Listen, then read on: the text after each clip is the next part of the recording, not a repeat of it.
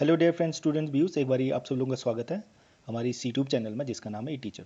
Dear students, आप screen पे देख ही रहे हैं कि एनवायरमेंटल साइंस का पेपर मैंने यहाँ रखा हुआ है, साथ में जो मटेरियल मैंने आपको पढ़ाया था वो भी रखा हुआ है।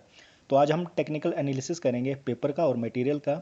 हम यहाँ पे देखेंगे कि जो मटेरियल मैंने आपको प्रोड्यूस किया था या आपको दिया था उसमें से कितने हद तक क्वेश्चन कैसे आए हैं, उस मटेरियल से आए कि नहीं आए, इस सभी चीज़ को हम इवेलुएट करेंगे। और साथ में इस पेपर का इस वीडियो को बनाने का एक उद्देश्य ये भी था कि फ्यूचर स्टूडेंट को इसकी हेल्प भी हो जाएगी। तो चलो आगे बढ़ते हैं। पहला पार्ट आप देखेंगे, जैसे मैंने आपको बताया था कि पहले आपको दो दो नंबर के 10 क्वेश्चन जो अटेम्प्ट करने हैं। तो मैंने 10 बोले थे लेकिन यहाँ 12 क्वेश्चन पूछे गए हैं। तो पहला क्वेश्चन आप यहाँ पे देख सकते हैं कि कंपोनेंट ऑफ एनवायरनमेंट साइंस। ये बहुत शॉर्ट टाइप के क्वेश्चन थे जिसको आपने 50 से 75 वर्ड के बारे में लिखा। तो ये 3-4 लाइनों में होता है कवरअप। तो कंपोनेंट ऑफ एनवायरनमेंट, पर्यावरण के घटक क्या है, तो ये मैं आपको यहाँ पे बताऊंगा कि कहाँ से पूछा गया था। जैसे मैंने आपको बताया था, तो ये कंपोनेंट आप दिखा सकते हैं। इवन ये डायग्राम बताओगे, डायग्राम बनाने के बाद इनको एक एक लाइन में अगर आप एक्सप्लेन कर दो, आराम से आपको 2 नंबर मिलेंगे। उसके बाद आपने कर रहे थे 3 एम्स ऑफ एनवायरमेंटल स्टडीज़।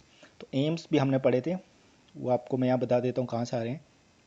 तो ये देखो, मैंने बहुत सारे जागरूकता, ज्ञान, निर्भरता, बहुत सारे आपको पढ़ाए थे यहाँ पे एम्स। तो यहाँ पे से आपने 3 लिखते हो तो आराम से आपको नंबर आ जाते हैं।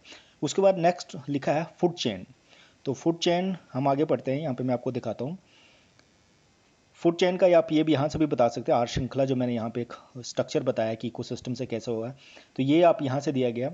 उसके बाद नेक्स्ट बताया कि बायोडाइवर्सिटी। तो बायोडाइवर्सिटी का भी आपने सिर्फ मीनिंग बताना था।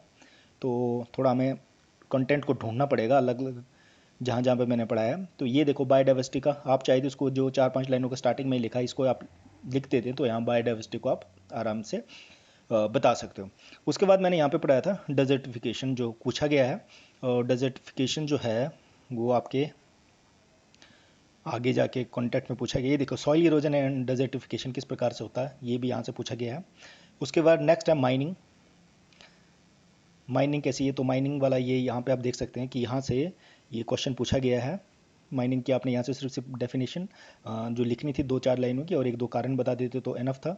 उसके बाद नेक्स्ट ड्रॉट कैसे पड़ता है, सूखा कैसे पड़ता है, ये यहाँ से लिया गया है। आप देख सकते हैं कि बिल्कुल जो मैंने पढ़ाया, जो मैंने कंटेंट जैसा तैयार किया है, 2 नंबर के लिए कैसे पूछा जा सकता है आपने उतना लिखना है, और जैसा पूछा जाए तो वो उसी हिसाब से आपने लिखना है। उसके बाद लंबे टाइप से अगर 20 नंबर का पूछा जाता है तो वो कैसे लिखना है वो भी आगे हम आगे डिस्कस करेंगे।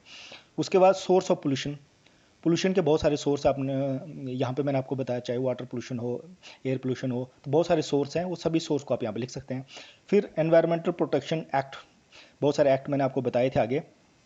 देखो यह बहुत सारे पोल्यूशन यहाँ में मैंने आपको बताए हैं, और कुछ एक्ट्स जिनके बारे में हम अभी मैं बताऊंगा कि एक्ट्स मैंने इनको भी यहाँ पे दिया है। इनको हमने डिटेल में नहीं बताया था, यहाँ पे देख सकते हैं हम कि पर्यावरण संरक्षण अधिनियम 1986। तो ये देखो, ये सारे क्वेश्चन जो है वहीं से आए जहाँ से मैंने आपको पढ़ाया। उसके बाद साइक्लोन के बारे में भी पढ़ाया, लैंडस्लाइड के बारे में भी इसमें आपने देखा होगा। चिपको मोमेंट जो लास्ट में मैं आपको बताऊंगी, लास्ट स्लाइड में होगा ये भी मेरे मटेरियल से ही। ये देखिए, इस स्लाइड में आप देख सकते हैं कि चिपको मूवमेंट और या आंदोलन बोल सकते हैं। तो ये देखो 12 क्वेश्चन थे, 12 में से आपने 10 करने थे। अब हम बात करते हैं कि जो लॉन्ग टाइप के क्वेश्चन थे, पार्ट बी या यूनिट 1 से आता है ये क्वेश्चन। 20 नंबर का 2 क्वेश्चन पूछे जाएंगे और एक आपने अटेम्प्ट करना था। तो पहला क्वेश्चन जो यहाँ पे पूछा गया है 20 नंबर के लिए वो इस प्रकार से है। इसमें लिखा है कि discuss the meaning and scopes of environmental studies. तो देखो, मीनिंग मैंने आपको यहाँ बताई थी। तो 20 नंबर को मैंने आपको बताया था कि ये आपको 5 या 7 पेजेस का लिखना था। तो अगर आप मीनिंग को लिखोगे तो मीनिंग ही आपका 1.5 और 2 पेज के बीच में हो जाता है, ठीक है। और उसके बाद आपने जाना है स्कोप्स के बारे में। तो यहाँ पे देखिए, मैंने बहुत सारे 13 स्कोप्स लिखे हैं। तो पहले तो आपने क्या करना था, 1-1.5 पेज का आपका मीनिंग आ जाता है, और उसके बाद आपने स्कोप्स के ये जितने पॉइंट है पहले एक बारी आपने लिख लेने थे। तो 1-1.5 पेज तक तो यही हो जाते हैं। उसके बाद एक एक करके इन सबको अगर आप एक्सप्लेन करोगे तो कम से कम ये 6-7 पेजेस का लॉन्ग टाइप का क्वेश्चन बन जाता है। दूसरा यहाँ पे पूछा है कि इकोसिस्टम क्या है, और discuss the structure of function ecosystem. तो अब इसको बात करते हो, यहाँ पे अगर मैं देखूंगा कि आपने कौन सा अटेम्प्ट करना चाहिए, तो मैं मानूंगा कि आपको पहला वाला अटेम्प्ट करना चाहिए था। चलो, अगर पहला वाला भी नहीं कर सकते आप, तो दूसरा वाले की बात करें तो यहाँ पे हम देखेंगे कि इकोसिस्टम के बारे में मैंने देखो यहाँ पढ़ाया है, इकोसिस्टम के घटक के बारे में ही पढ़ाया है। ये आप इसका स्ट्रक्चर भी बोल सकते हैं, फिर उसके टाइप्स भी बोल सकते हैं, और इसको जो ये स्ट्रक्चर यहाँ पे दिया इकोसिस्टम, इसको भी आप इसके साथ लगा सकते हैं, जिसमें आप यहाँ पे बता सकते हैं कि इकोसिस्टम इस प्रकार से इस टाइप से फंक्शन करता है। तो ये 20 नंबर भी आपका यहाँ पे कंप्लीट हो गया। उसके बाद हम जो यूनिट सेकंड से आएगा वो है कि explain land as a natural resource and what are the causes of land degradation, कि जो लैंड जो हमारी ख़राब किस प्रकार से हो रही। तो ये इसका मटेरियल हम आगे यहाँ पे मैं आपको दिखाऊंगा, एक एक करके हमें ढूंढना पड़ेगा क्योंकि अलग अलग पूरा हमने 89 स्लाइड्स है, तो 89 स्लाइड्स को हमको देखना ही पड़ेगा। तो नेचुरल रिसोर्सेज के बारे में अगर थोड़ा सा अगर लिखना चाहे तो थोड़ा सा आपने स्टार्ट करने से पहले एक 8-10 लाइनों का नेचुरल रिसोर्सेज के बारे में लिख सकते हैं। फिर नेचुरल रिसोर्सेज लिखने के बाद फिर डायरेक्ट आप इसलिए होता है कि आपका स्टार्ट, आपका राइटिंग स्टाइल किस प्रकार से होता है, या जिन लोगों ने स्टूडेंट को ऑलरेडी पता है या उनको पता है कैसे मैनेज करना है, या जिनको नहीं पता तो मैं आपको बता दूं कि आपको लॉन्ग टाइप का क्वेश्चन है तो आपको स्टार्ट ही ऐसा करना है, पहले थोड़ा सा 4-5 लाइनों का आपने नेचुरल रिसोर्स लिख दिया, फिर नेचुरल रिसोर्सेज के बाद आप लैंड रिसोर्सेज पे आ गए, क्योंकि land resources is the part of natural resources. फिर आपने ये लिखा, उसके बाद लैंड डिग्रेडेशन के बारे में लिख दिया, तो ये 1.5-2 पेज उसका यहीं हो जाता है। फिर उसके बाद आप सीधे बात करेंगे कि what are the causes and land degradation के कॉजेज क्या है। तो यहाँ कॉजेज में मैंने कम से कम 12-13 कॉजेज दिया कि जो भूमि निम्नीकरण क्यों हो रहा है, खराब क्यों हो रही है। तो आराम से ये क्वेश्चन भी आपका 20 नंबर का अटैम्प्ट हो सकता है। सिर्फ आपने ये जो मैंने पॉइंट्स लिखे जैसे मैंने आपको समझाए तो उनको अपने भाषा में, अपने शब्दों में, अपने 4-5 लाइनों का लिखना था। तो ये 20 नंबर का भी आपका यहाँ पे क्वेश्चन कवरअप हो गया है। अब हम आगे बढ़ते हैं, और मैं यहाँ पे पूछा गया था डिस्कस इन डिटेल और various type of source of energy. तो सोर्स ऑफ एनर्जी पे हम बात करते हैं। अब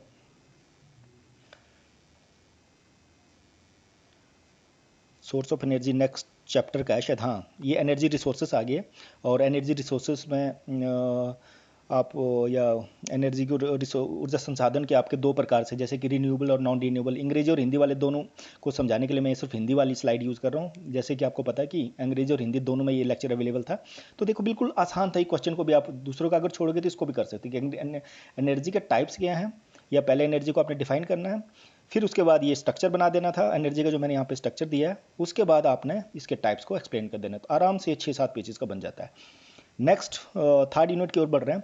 but what are the main source of water pollution and discuss the measure to check water pollution. तो ये आप थर्ड हम पोल्यूशन की ओर बढ़ रहे हैं।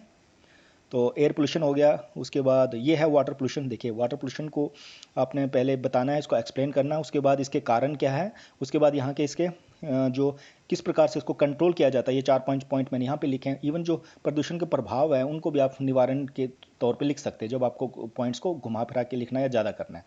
उसके बाद हम बात करते हैं ग्लोबल वार्मिंग के, और describe the causes and impact of global warming. तो आगे बढ़ते हैं ग्लोबल वार्मिंग की ओर। तो climate change, ozone layer depletion के बाद ये आपका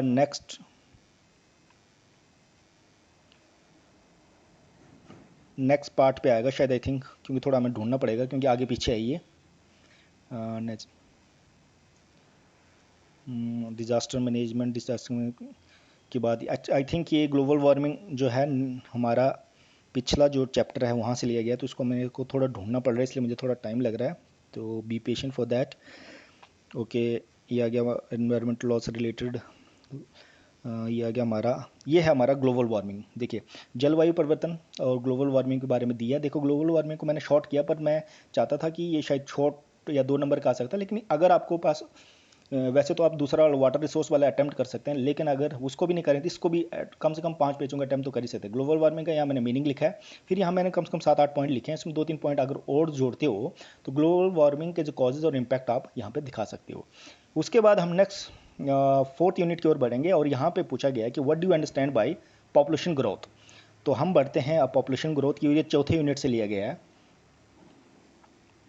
तो ये रहा सर आपका 4थे यूनिट का जनसंख्या वृद्धि, पॉपुलेशन ग्रोथ। अब देखो पूछा क्या है, पहले आपने लिखना है कि what do you understand by population growth.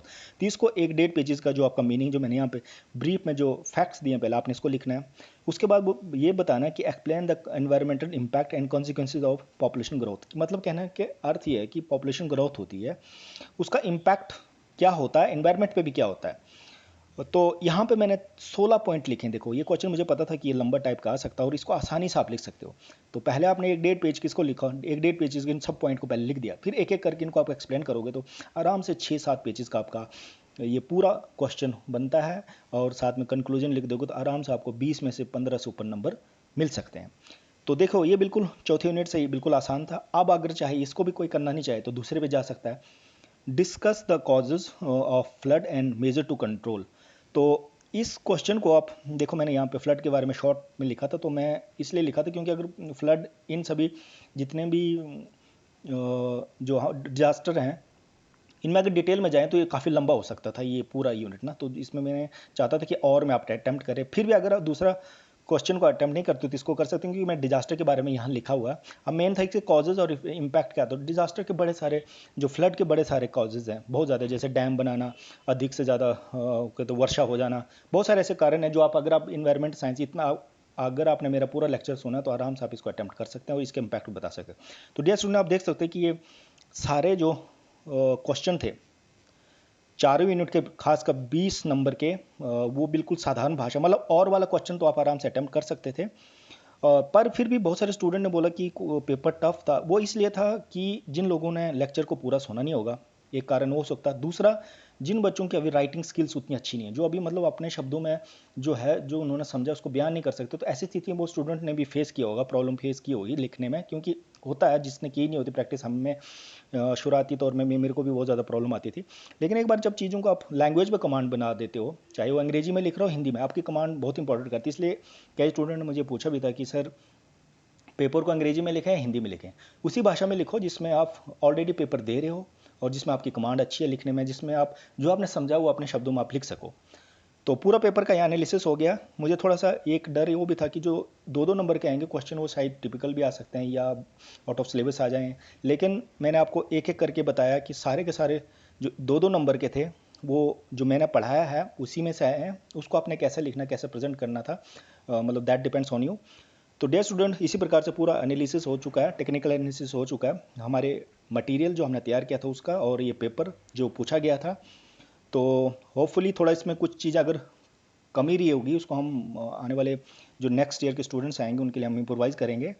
तो एक बार फिर आप सब लोगों को रिमाइंड कर देना चाहता हूँ कि बहुत सारे लोग जो हमारे लेक्चर देखते हैं, वीडियो देखते हैं, तो मैंने वहाँ पे देखा कि 60% लोग जो वीडियो देख रहे हैं वो उन्होंने अभी तक हमारे चैनल को सब्सक्राइब नहीं किया। तो डियर स्टूडेंट सब्सक्राइब जरूर कीजिए, शेयर भी कीजिए, लाइक भी कीजिए। इससे थोड़ा एक मोटिवेशन मिलता है ताकि हम आगे और ज़्यादा हार्डवर्क करें और ज़्यादा मेहनत करें। आप जैसे आप लोगों को पता ही थी कि एनवायरमेंटल साइंस एक मेरा स्पेशलाइजेशन के अंदर नहीं आता था, लेकिन 2-3 साल मैंने इसको पढ़ाया था इस पेपर को। तो मुझे कहीं ना कहीं ये लगा, एहसास हुआ कि इस पेपर पे एक डिजिटल फॉर्म में, एक सिंपल फॉर्म में एक लेक्चर होना चाहिए, क्योंकि मार्केट में बहुत सारी बुक्स अवेलेबल हैं लेकिन सब की सब बहुत ही टफ बोल सकते हैं कि एक टिपिकल वे में बनाई गई है। तो environmental science as a skill enhancement course के तौर पे आपको पढ़ाया जाता है। तो इतना डिफिकल्ट अगर आपका मटेरियल तैयार हो, बुक्स अवेलेबल हो, तो आप इस पे ज़्यादा टाइम आपको लगाना पड़ेगा। कंपेरेटली आपको ज़्यादा टाइम आपके मेजर और माइनर पे लगाना है, उसी में आप आगे जाके हायर एजुकेशन में जा सकते हो। ये सिर्फ आपको एज ए जेनरिक मैं मानता हूँ कि आपको पढ़ाना है और पढ़ना है। तो इसी साथ मैं इस वीडियो को समाप्त करता हूँ।